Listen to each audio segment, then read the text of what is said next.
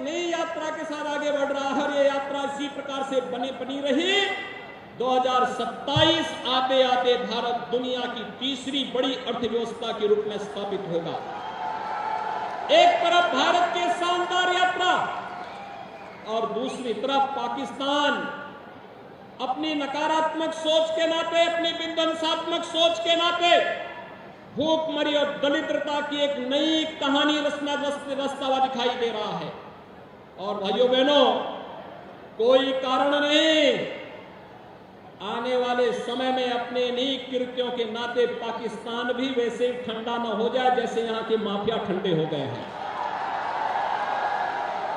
कोई कारण नहीं। आप देखना ये उधर बढ़ रहा है और इसीलिए आज मैं आपके पास आया हूं आप सबसे अपील करने के लिए, जिन लोगों ने लोकतंत्र के गले को रौंदा था, आज उसके साथ जब समाजवादी पार्टी, उनके साथ जब राष्ट्रीय लोकदल, उनके साथ जब जेडीयू और अन्य जेपी के अनुयायी कहे जाने वाले दलों की जब सांठगांठ होती है, तो जनता भी इनके उन सभी कारनामों को कि अपने भ्रष्टाचार के कारनामों को छुपाने के लिए कैसे, क्योंकि समाजवादी पार्टी का तो पुराना इतिहास रहा है ना कि कांग्रेस को इन्होंने 2004 में बिना मांगे ही समर्थन देने का कार्य किया था। वे समर्थन नहीं चाहते थे, लेकिन जबरदस्ती चिपको आंदोलन के रूप में अपने आप को अग्रणी बनाने में माहिर हैं और वही कार्य उन्होंने उस समय किया था। एक बार फिर से उस कथा को दोहराने का कार्य हो रहा है। लेकिन भाइयों बहनों, हमें विकास के बारे में जो सकारात्मक सोच प्रधानमंत्री मोदी जी ने दी है, उस सकारात्मक सोच के साथ आगे बढ़ना है। और आज गौतम बुद्ध नगर जनपद में मैं स्वयं इसी बात को लेके आया हूं।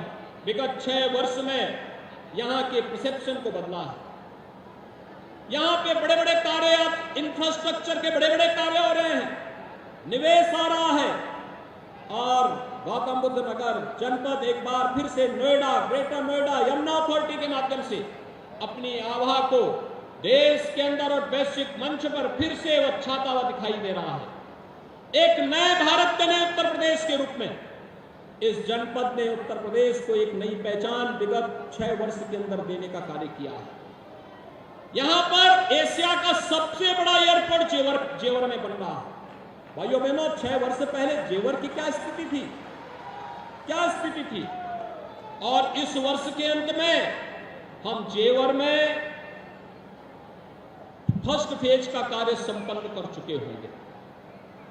भाइयों बहनों, यहां पे आज मेडिकल डिवाइस पार्क भी आ रहा है, आज यहां पे फिल्म सिटी भी आ रही है, आज यहां पर विभिन्न प्रकार की वे योजनाएं जिनके बारे में कभी कल्पना की जाती थी, आज वह सब कुछ यहां आ रहा है।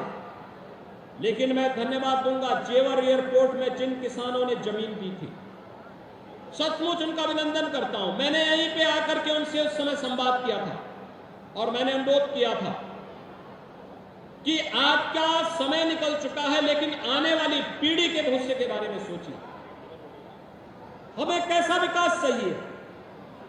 जो लोग इस पूरे जनपद को, यहां के विकास को बैरियर बन करके माफियाओं के साथ मिल करके यहां के विकास को रुद्ध करते थे, हमें उनको आगे बढ़ने के लिए अवसर देना है या यहां का विकास करके आने वाली पीढ़ी के भविष्य को उज्जवल करना है? और यहां के आने वाले सभी सम्मानित किसानों ने, अन्नदाता किसानों ने कहा था नहीं, हमें विकास चाहिए, आने वाली पीढ़ी का भविष्य उज्जवल चाहिए। तो मैंने उनसे अनुरोध किया कि सचमुच आप विकास के पक्षधर हैं तो एक काम करना कि जेवर एयरपोर्ट के लिए बनने वाला जो एयरपोर्ट है, उसके लिए जो जमीन है, उस जमीन की रजिस्ट्री के कागज 1 महीने के अंदर आप यहां के माननीय जनप्रतिनिधियों के साथ मिलकर के लखनऊ में मुख्यमंत्री आवास में आकर के मुझे दे देंगे तो मैं मान लूंगा कि आप लोग सचमुच एयरपोर्ट बनाने के पक्षधर हैं। और उन्होंने किया था और मैं आज इसीलिए आया हूं। आज हम यहां पे आए हैं, आज यहाँ पे 1718 करोड़ रुपए की जिन परियोजनाओं का लोकार्पण और शिलान्यास हुआ है, सॉलिड वेस्ट मैनेजमेंट से भी है, सड़क से भी है, ड्रेनेज से भी है, यहाँ की अन्य अवस्थापना सुविधाओं के साथ साथ बुनियादी सुविधाओं से जुड़ी हुई योजनाएं भी हैं। लेकिन साथ साथ इस जनपद के समग्र विकास के लिए अथॉरिटी के द्वारा किए जाने वाले प्रयासों की वह एक झलक भी प्रस्तुत करता है। भाइयों बहनों, मैं यही आश्वासन देने के लिए भी आया हूं, किसानों की समस्या का समाधान हमारी शीर्ष प्राथमिकता है। नमस्कार, मैं हूं मानक गुप्ता।